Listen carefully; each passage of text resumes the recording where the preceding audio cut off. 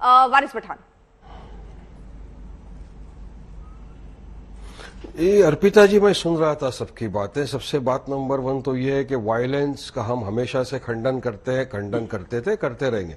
Violence नहीं होना चाहिए। किसी को भी कायदा कानून अपने हाथ में लेने का अधिकार नहीं है।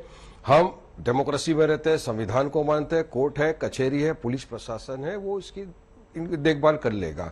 मगर यहां देखा यह जा रहा है कि आज महाराष्ट्र में सरकार तो भाजपा और शिंदे गुट की है, शिवसेना की है, तो सरकार कहीं ना कहीं वायलेंस को रोकने में नाकामयाब दिखी जा रही है। अब बात नंबर 2, आज ही आईजीपी नासिक रेंज का बयान आया है कि हम उस मामले में भी इन्वेस्टिगेशन कर रहे हैं जहां उनको ये लग रहा है कि पुरानी आपसी रंजिशी का मैटर है, ये पुरानी राइवलरी थी जिसके तहत ये हो सकता है, ऐसा उनका बयान है जो पेपर में सब तरफ दिया हुआ है। बात नंबर 3, ये सब जब हो रहा है तो हम तो एक ही चीज कह रहे हैं ना कि नुपुर शर्मा जिसके बयान की वजह से 20 बिलियन मुसलमान जो पूरे दुनिया भर में उनके दिल को, उनके जज्बात को आहट पहुंची है, तो उसके खिलाफ एफआईआर है, उसको अरेस्ट किया जाए, कानूनी प्रतिक्रिया करके जो भी सजा कानून दे वो उसको दिया जाए।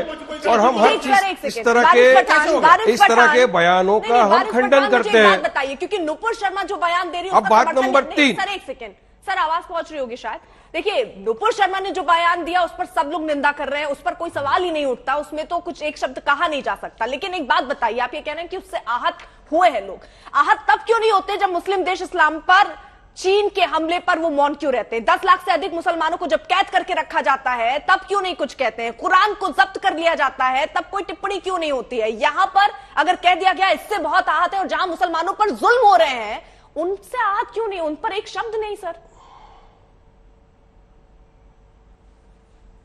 तो चीन के बारे में मोदी जी ने कितनी बार शब्द निकाले? चीन तो घुस गया लद्दाख के अंदर, घुसता ही जा रहा है, मगर मोदी जी तो छप्पन इंच का छाती लेके घूम रहे हैं। मगर अब आप उससे जोड़ दीजिए, मैं सीधा ये पूछ रही हूँ, अगर चीन में अच्छा आप देखिए मैडम, बात ऐसा नहीं होगा, अब बात ऐसा तो नहीं होगा, 10 लाख से अधिक मुसलमानों को कैद में डाल दिया गया। हिसाब से तो 10 लाख से ज्यादा मुसलमानों को कैद में डाल दिया गया। कुरान जिसकी आप पूजा करते हैं, जो मुस्लिम, मैं भारतीय हूं, उसको जब्त करके रख दिया गया। सर उसमें आहत कैसे नहीं हुई भावना? मैं ये समझना चाहती हूँ सर।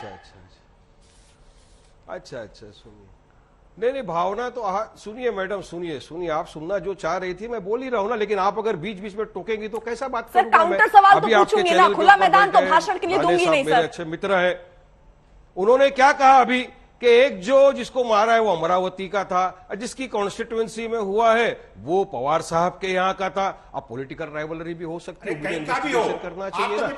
उदयपुर में क्या हुआ था? उदयपुर में जब वो पकड़ाए थे जो लोग जिन्होंने कत्ल किया, हमने खंडन किया था, हमने कहा कड़ी से कड़ी उनको सजा मिले, मगर उनके तार पे जुड़े हुए थे भाजपा के साथ। अमरावती में जो घटना हुई, उन घटना जिसे उन्होंने किया, हमने कहा उनको सजा दी जाए, मगर उनके तार भी जुड़े हुए थे भाजपा के साथ। तो भाजपा के साथ तार जुड़े हुए हैं या नहीं है, इसकी भी तो जांच पड़ताल करेंगे ना। अब आपकी बात नंबर 2 कि नुपुर शर्मा की वजह से जो हुआ पूरे देश का नाम खराब हो गया। अरे कतार, कुवैत, बड़े बड़े नुपुर शर्मा ने क्या गलत बोला? ये डिसीजन निकालने का काम आपका है क्या? नाम खराब कर दिया हमारा। उसके बाद मोदी जी को आके नुपुर शर्मा को निकालना पड़ा, सिर्फ उसको सस्पेंड करना पड़ा, सस्पेंड किया। वारिस पठान साहब मुझे ये बता दीजिए, बस सिर्फ इतना बता दीजिए, मुझे कितनी देर और इंतजार करना पड़ेगा? कायदे कानून के वारिस पठान साहब मुझे कितनी और देर इंतजार करना पड़ेगा? क्योंकि देखिए कुछ समय ही बचा है डिबेट खत्म होने में, है ना सर? आधे घंटे करीब है ना? इंतजार कर रहे हो? नहीं, मेरे सवाल के लिए सर, क्योंकि आपने घुमा फिरा के लगाकर आपने लंदन से अमेरिका तक टूर करा दिया, लेकिन जो सवाल मैं पूछ रही हूँ वो आप जवाब ही नहीं दे रहे।